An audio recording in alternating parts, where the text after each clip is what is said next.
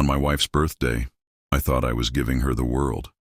I leaned toward her, smiling, heart full of love, and whispered, "I'll grant you any wish." She didn't even hesitate. She looked me dead in the eye, a smile tugging at her lips, and said, "Make sure I don't see you today." Those words landed sharper than any blade, cutting through the years of vows, laughter, and promises we once shared. For a moment I froze, gift still in my hand, unsure if I'd misheard. But no, she meant it. She wanted her special day without me in it. I walked away, the silence between us heavier than any fight we'd ever had. My steps echoed with humiliation, my heart pounding with disbelief. How did my marriage come to this? When did I become the man my own wife couldn't stand to look at? Was I blind to the signs, or did I just choose not to see them? Her smile wasn't cruel, but it wasn't loving either. It was the kind of smile you give when you know a secret, one that burns quietly beneath the surface. Memories rushed in. Our early days when she clung to my hand, when she'd say I was her safe place. Now, her birthday wish was my absence. Something darker was hidden behind those words. I could feel it. That day wasn't the start of her betrayal. It was the day it could no longer be hidden. Something inside me knew this was only the beginning. Woke up before the sun that morning, heart thrumming with the quiet excitement of a man who thought love still meant something. The house was hushed. Shadows still stretched long across the floor, but I moved as if on holy ground. Today was my wife's birthday, the woman I had sworn my life to, the one I had believed would always find safety in my arms. I wanted her to wake to a day drenched in tenderness. I set the coffee pot to brew, the scent filling the kitchen with warmth. I laid out her favorite breakfast on a tray: blueberry pancakes drizzled with syrup, fresh strawberries, a touch of powdered sugar. On the side, a small wrapped box held the necklace I had spent weeks searching for. A delicate piece I imagined would light her eyes the way they once had when she looked at me. And then the flowers, her favorite lilies, arranged in the vase. She adored. I rehearsed her smile in my head, the way she might lean in and kiss me softly, whispering thanks like she used to. I carried it all to her.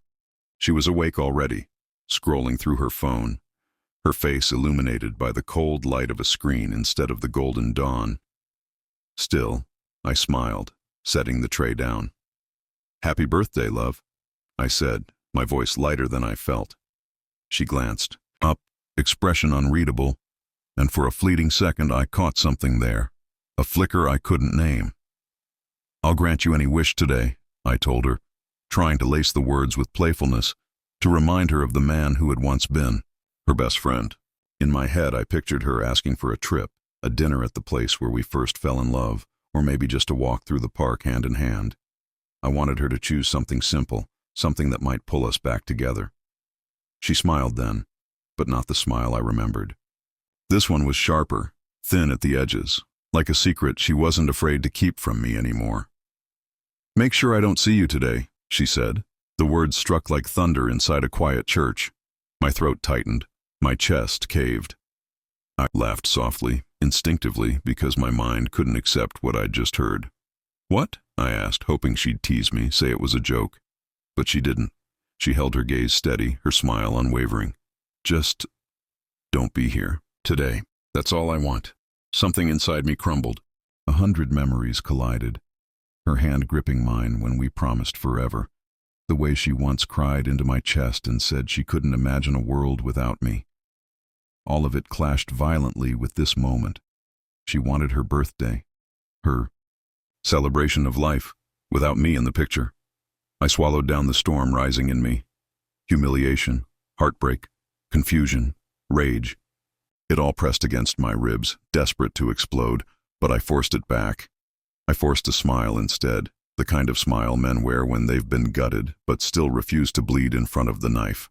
"If that's what you want," I whispered, each word cutting my tongue.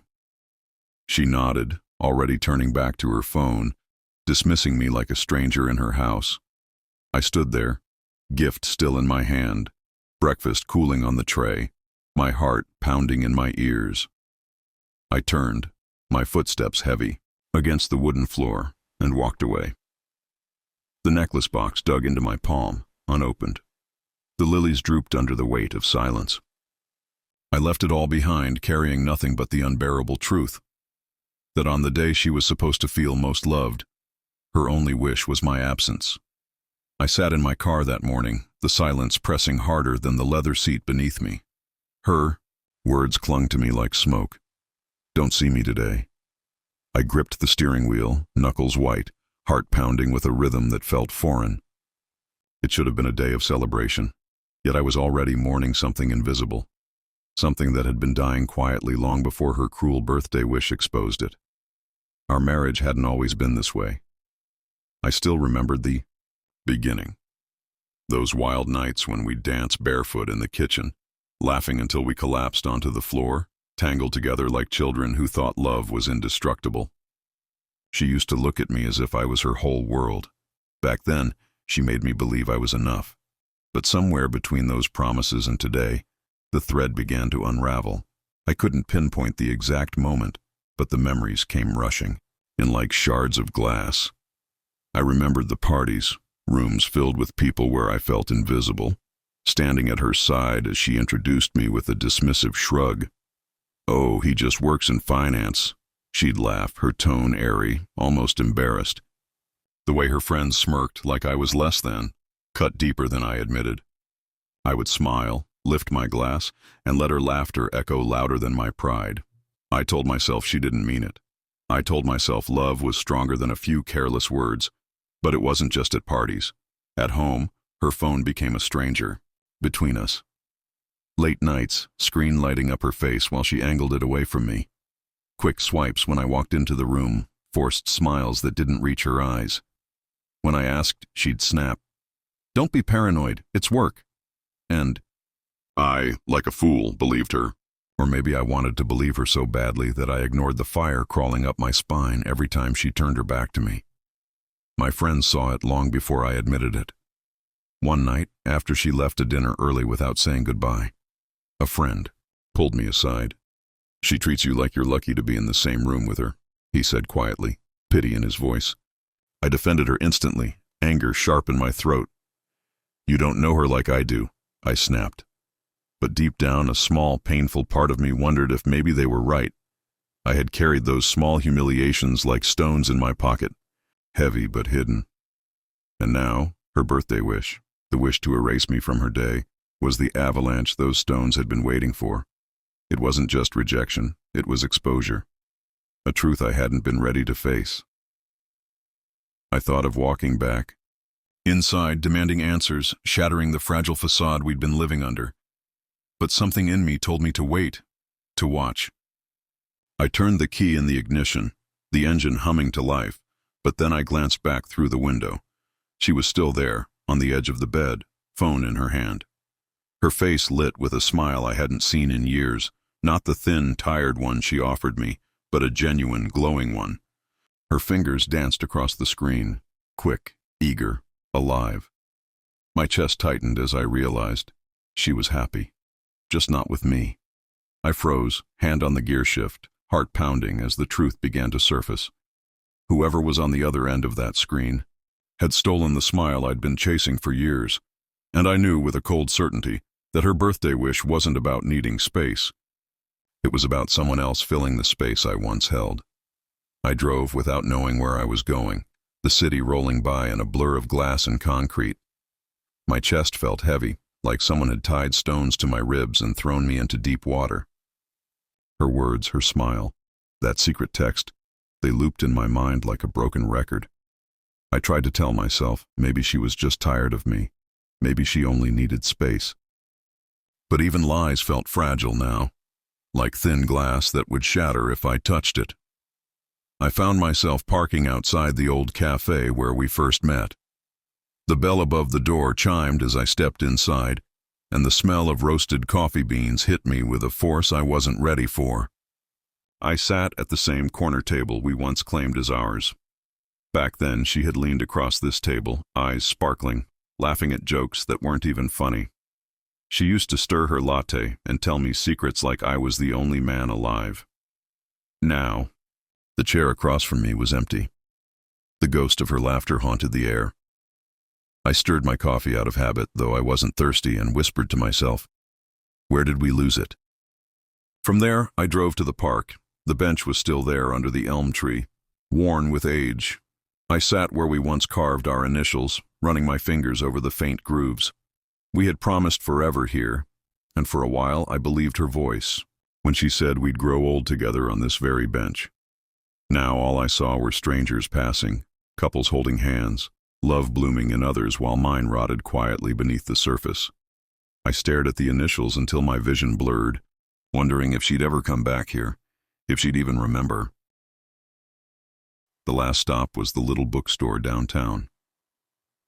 I walked through the aisles, fingertips brushing spines of novels we used to share. She once told me that books were how she measured love. If someone wanted to know her favorite stories, they wanted to know her soul. I used to buy them for her, wrapping them with care, hoping she'd see my devotion etched into the pages. But somewhere along the way, she stopped reading. Or maybe she just stopped reading what I gave her. By the time I left, the day had bled into afternoon. My phone stayed cold in my pocket. No calls, no messages, not even a thank you for breakfast, for flowers, for anything. I told myself she was busy, maybe with friends, maybe with work. But the truth was simpler, sharper. She didn't think of me at all. I leaned against my car, staring at the setting sun. A thought crawled into my head like poison. Love isn't supposed to rot in silence. Yet here I was, a ghost on my wife's birthday. I didn't want to go home. The idea of walking back into that house, filled with her perfume in her absence, was unbearable. So I drove, aimlessly, through streets I didn't recognize, trying to outrun the storm inside me. Then, at a red light, I saw her car. The silver sedan I had bought her 2 years ago, the one she swore she loved because it felt like freedom. It was parked outside a luxury hotel downtown, the kind of place we could never casually afford. My stomach twisted, my throat went dry. The valet opened the passenger door, and though I couldn't see her face from where I sat, I knew the shape of her silhouette. My wife. Dressed carefully, stepping out of the car with a grace that wasn't meant for me, and she wasn't alone. I should have driven away. I should have told myself it was none of my business, that I had granted her wish and had no right to linger where I wasn't wanted. But curiosity has a way of clawing through reason, especially when your heart is already in shreds. My chest burned as I pulled into a space down the block, watching the valet hand her keys away like she'd done this before, like this wasn't new. I stepped out, keeping my distance, moving in the shadows like some detective in a movie I never wanted to star in. My wife, walked through the glowing entrance of the hotel, her heels clicking against marble, as if the world itself was applauding her betrayal. She didn't walk like a woman escaping her husband for solitude. She walked like a queen stepping into her kingdom. Through the glass lobby, I caught flashes of her reflection in chandeliers, the rustle of her dress as she disappeared into the banquet hall. I hesitated only a moment before following. The music hit me first, soft jazz flowing from behind those ornate doors, mingling with laughter so loud it cracked my bones. I edged close enough to peer inside. There she was. My wife, the woman who asked me not to exist on her birthday, was standing in the center of a glittering room. Friends circled her, champagne flutes in hand, faces beaming as though she were the star of some glamorous film. The table was stacked with expensive gifts, bags from luxury brands she once claimed were wasteful. My breath caught in my throat as I realized she hadn't wanted solitude today. She had wanted freedom. Freedom from me. And then I saw him. He stood beside her like he'd always belonged, tall, confident, his hand brushing her back with an ease that screamed familiarity. He leaned close, whispered something, and she threw her head back, laughing, in a way I hadn't heard in years. It wasn't the laugh she gave me out of politeness. It was real, effortless, alive. My heart clenched, every nerve screaming to storm in and demand answers. But I didn't. I watched. The moment carved itself into me when he handed her a small box, tied with silk ribbon. She unwrapped it slowly, drawing out the suspense, the crowd around them cheering. When the lid lifted, the sparkle of diamonds hit the light. A necklace, far grander than the one cooling in my pocket, the gift I never even had the chance to give. She gasped, eyes glistening, and threw her arms around him, her lips brushing his cheek with a tenderness that once belonged to me. And in that second, I understood. This wasn't my wife's birthday party. This wasn't about me being left out for one day. This was a life she had built without me, a celebration she had crafted in secret. The laughter, the champagne, the extravagant gifts, none of it had room for me, because I wasn't part of her world anymore. I wasn't excluded from her birthday. I was excluded from her life. And as the truth settled like ash, I heard the toast that froze my blood. One of her friends raised a glass, grinning at the man beside her. "To your anniversary," she said warmly. The room erupted in cheers. My wife lifted her glass, her diamond necklace catching the light, her smile brighter than I had ever seen. It wasn't her birthday, it was their anniversary. I drove home that night in silence, the city lights smearing into blurred streaks across my windshield. My grip on the wheel was iron tight, my breath shallow. The words I had overheard, anniversary, echoed louder than the traffic horns and my own heartbeat. My wife, my partner of years, was living a life I hadn't even been invited to witness. And worse, she'd been celebrating it openly while I sat in the shadows like a fool. But rage wasn't enough. Rage burned quick and died fast. I needed something colder, sharper, so I started watching, listening, digging. The first clue came from our bank statements. For years I hadn't bothered combing through the charges. Marriage was supposed to be built on trust, wasn't it? But now I saw them clearly. Luxury boutique purchases I'd never seen in our closet, charges at spas she claimed she never had time for, dinners at high-end restaurants on nights she told me she was working late. At first I thought maybe it was just lies for vanity's sake. But then I noticed the hotel charges. Recurring, consistent, always under her card. She hadn't even hidden it well. She simply assumed I would never look. I began pulling at the threads, one by one. Her email, synced on our shared laptop, revealed travel itineraries to places she'd never mentioned. Work conferences in Chicago, Los Angeles, even Europe. Trips where she'd sworn she barely had time to eat between meetings, yet there were spa bookings, wine tastings, two-person packages, and then the slip-up. I happened to bump into one of her colleagues at the grocery store, a young woman who had always been polite but distant with me. We chatted briefly, small talk that was headed nowhere until she smiled nervously and said, "Oh, by the way, congratulations to your wife." And her fiancé. Her fiancé. The words punched the air from my lungs. I forced a neutral laugh, nodded as if I understood, and walked away before she saw the tremor in my hands. That night, I sat alone in the dark, her laughter at that party replaying in my head, her hand resting so comfortably on another man's arm. My wife hadn't just betrayed me, she had replaced me, piece by piece, the picture sharpened. She had been building this double life for years, carefully, methodically. I was her safety net, her emotional and financial backup, the man who paid the mortgage and covered the bills, who smiled in family photos so no one asked too many questions. Meanwhile, her heart, her future, her true self, belonged to someone else. The betrayal didn't just hurt, it hollowed me out. Nights became endless loops of questions I couldn't answer. Was I never enough? Did she ever love me? Or was I always just the convenient option until something better came along? One night, I broke. My body shook with sobs I couldn't contain, the kind that leave you raw and gasping. I tore at the necklace box still unopened in my drawer, ripped apart the ribbon, stared at the delicate chain I had chosen with so much care. It mocked me, gleaming in the low light, a gift that would never touch her neck. But when the tears dried, something else settled in their place. Something stronger. The pain didn't vanish, it sharpened. It became a tool. If she had been weaving a secret life behind my back, Then I would quietly unravel it, thread by thread, until she stood in the ruins of her own lies. I whispered into the empty room, voice steady for the first time in weeks. If she wanted a wish, I'd grant it. But not the way she imagined. I became a shadow in my own home.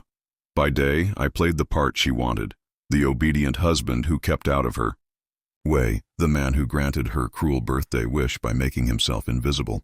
I kissed her cheek in passing, nodded when she claimed late nights at the office, smiled when she brushed off my questions. She thought she was winning.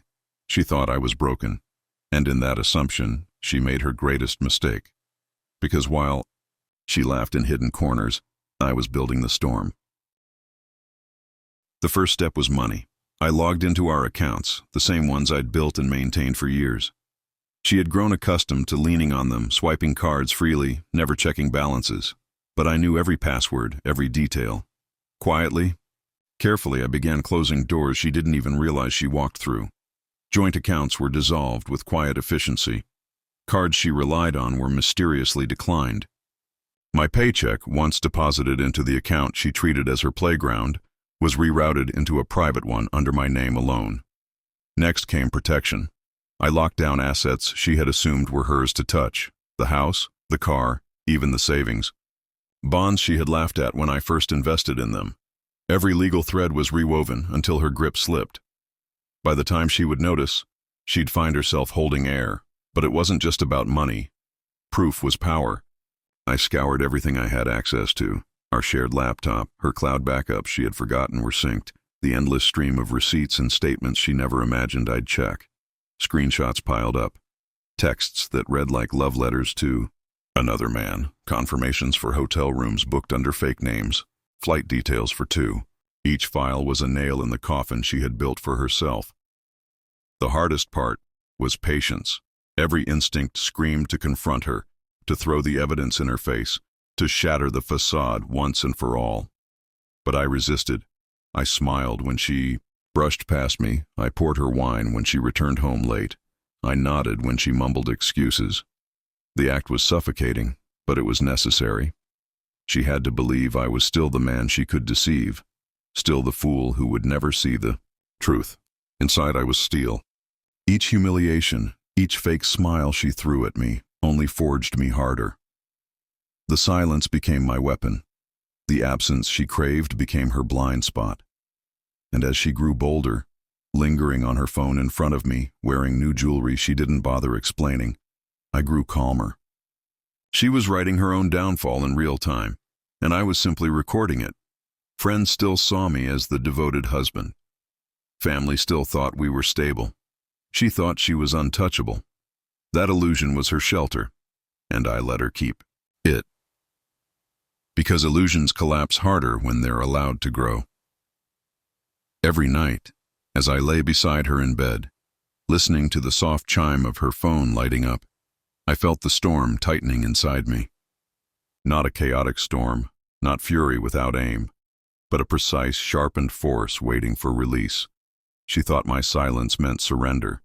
She couldn't see that silence was the trap closing in around her. I looked at her one evening, her profile, lit by the glow of her secret messages, and I almost smiled. She was too lost in her own world to notice the war I was waging in plain sight. Sometimes the sweetest revenge is silence wrapped in patience. Weeks later, the invitation arrived like an afterthought. A glossy card left on the counter, embossed in gold, announcing a celebration of love and life. She didn't hand it to me. She didn't even mention it. Just left it where the bills usually sat, as if I were nothing more than her roommate. I knew better than to ask. She expected me to stay quiet, to stay out of sight, the obedient ghost she'd shaped me into. Her grand party was meant to showcase her perfection. Friends gathered, family dazzled, business contacts impressed. And me? I was supposed to be absent, or worse, invisible. But this time, I had no intention of being either. The night of the party, she floated through the venue like royalty. The ballroom shimmered with crystal chandeliers, champagne towers, and laughter that bounced off the walls. She was radiant, dressed in a gown that glimmered under the lights, a diamond necklace on her collarbone that I didn't buy. The man who had given it to her wasn't at her side. Not yet. He was there, though, blending into the crowd with the same polished arrogance I'd seen before. I arrived late, deliberately. Heads turned, whispers rippled through the room. I wasn't carrying flowers. I wasn't carrying gifts. Just a small flash drive, tucked into my jacket pocket, burning hotter than any bouquet ever could. She saw me and faltered, her smile twitching. "You made it," she said stiffly, her voice carrying that mix of irritation and false warmth. She didn't hug me. She didn't even touch me. She turned away quickly, as if to signal I wasn't worth more than a passing glance. Perfect. She had no idea what was coming. When the music dimmed and the projector flickered to life, guests quieted, expecting a birthday tribute. Her friends clinked glasses, leaning in, ready for the slideshow of her glowing life. She smirked knowingly, because she assumed this was my attempt at redemption, my pitiful gesture to prove I still cared. The first slides were exactly that. Photos of her childhood, her graduations, vacations we had taken together in the early years. Laughter swelled. Compliments floated across the room. She basked in it, soaking up the admiration. And then the pictures shifted. A photo of her at the luxury hotel, wrapped around another man. A receipt stamped with the date and room number. Screenshots of her text messages, words dripping with love, and promises she never gave me. Photos of the expensive jewelry he bought her. The trips they took under the guise of work conferences. The silence was deafening. Then came the gasps. Whispers cut the air like knives, people leaning toward each other in disbelief. Her smile collapsed into horror, her face draining of color as the slideshow marched on, damning her with every image. "Turn it off," she screamed, her voice shrill, raw.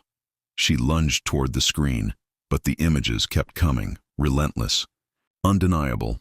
Her other man stiffened, then quietly slipped toward the exit, abandoning her without a second glance. The room erupted, friends muttering, family staring in shock, business contacts exchanging looks that said everything. She spun on me, eyes wild, tears smudging her makeup. "How could you?" she shrieked, as if I were the betrayer, as if I had destroyed her world rather than revealed the one she had built behind my back. But I didn't shout. I didn't even move. I just stood there, calm, steady, letting the evidence speak for me, letting the silence finish the job. The room no longer belonged to her.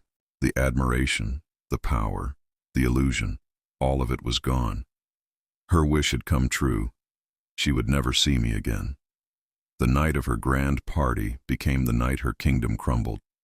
I walked out of that ballroom without a backward glance, the sound of whispers and gasps chasing me down the corridor like ghosts.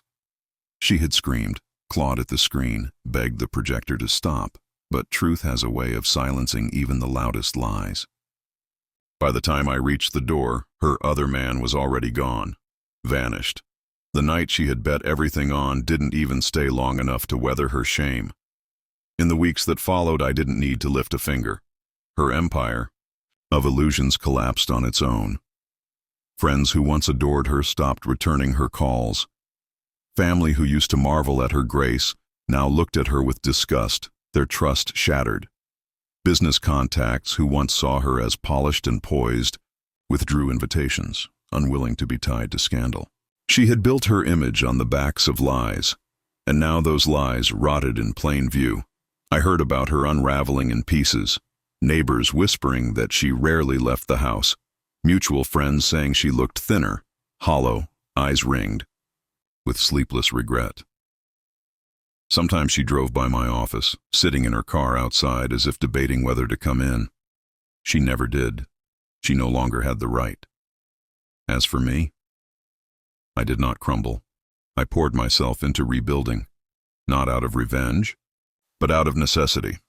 My career, once neglected in my desperation to keep our marriage afloat, began to flourish. Without the constant drain of her hidden debts and endless demands, I had freedom again. Financial, emotional, spiritual. I worked late not because I was hiding, but because I was building. I found myself laughing again with colleagues, reconnecting with friends I'd pushed aside, rediscovering the man I had lost beneath years of humiliation. At home, silence no longer suffocated me. It soothed me. I learned to cook meals for one without bitterness. I sat on our porch at dusk, listening to the world instead of waiting for a door to open that never did. Slowly, I realized peace doesn't always roar. Sometimes it hums quietly when you finally laid down your burdens. And though I never sought another relationship quickly, I found that people noticed me again. Not the shell she had sculpted, but the man beneath. A woman at work smiled in ways that made me feel seen. Strangers struck up conversations in bookstores and parks. Life had not ended in betrayal. It had simply begun again, on my terms. She, meanwhile, became a ghost. Her diamond necklace was pawned off, her photos with friends deleted from social media, her laughter silenced. The man she had left me for vanished as if he'd never existed, leaving her with nothing but the ruins she'd made. She had wanted a life without me, and in the end, she got exactly that. But it wasn't the paradise she imagined. It was exile. Didn't hate her anymore. Hatred takes energy, and I had none left to give her. What I felt instead was clarity. She had made her wish. I had granted it. And in the granting, I found my own freedom. On quiet nights, I sometimes thought back to that morning, the tray of pancakes, the flowers, the necklace I never gave her. I remembered her smile, thin and sharp, as she whispered, "Make sure I don't see you today." I used to think those words broke me. But now I see them differently. They were not the end of my life. They were the end of hers. At least the life she thought she controlled.